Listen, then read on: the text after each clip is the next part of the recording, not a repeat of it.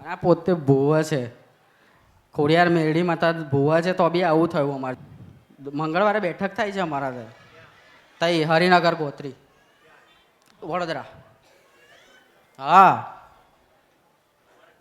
હા, પણ વર્ષોથી એવું હતું, આમ અમને નહીં ખબર. કોણ છો માં? માં બોલ, મારી જવાબ તો હાલ.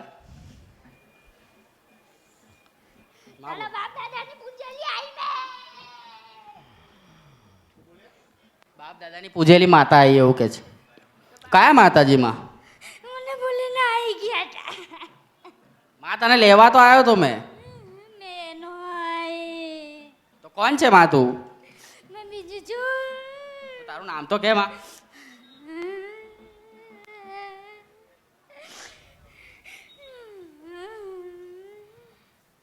તારું નામ તો કે તો ખબર પડશે ને મને.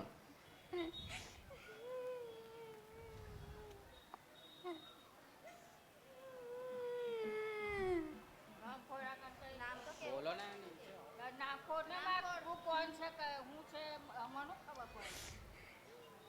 માં જવાબ તો હાલ.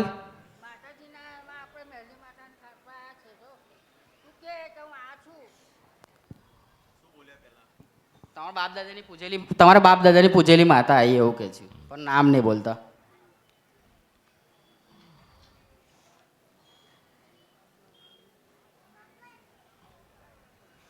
અને અત્યારે છેલ્લા તો અમારી માતાઓએ બી અમારો સાથ છોડી દીધેલો.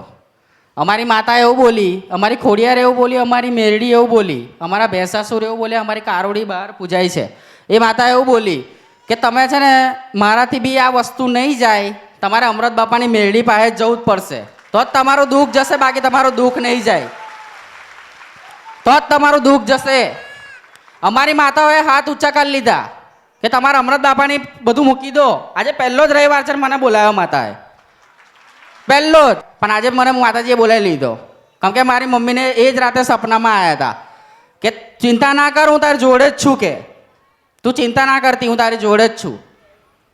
પણ અમારી માતાએ બી હાથ ઊંચો કરી લીધો અને અમૃત બાપાની મેરડી પાસે જ જા, તારું તય જ ભલું થશે, બાકી તારી જિંદગીમાં કોઈ તારો હાથ પકડે નહીં. આ જમાનામાં આખી દુનિયામાં તારો કોઈ હાથ નહીં પકડે અમૃત બાપાની મેરડી સિવાય. અમારી માતાએ આવો જવાબ આપ્યો મને. માતાજી હવે તમે કંઈ બોલો તો મને કંઈ ખબર પડે માં. માતાજી હવે હજારો કરોડો લાખો ગુના માફ કરો માં, જે હોય એ મને જવાબ કરો માં હવે.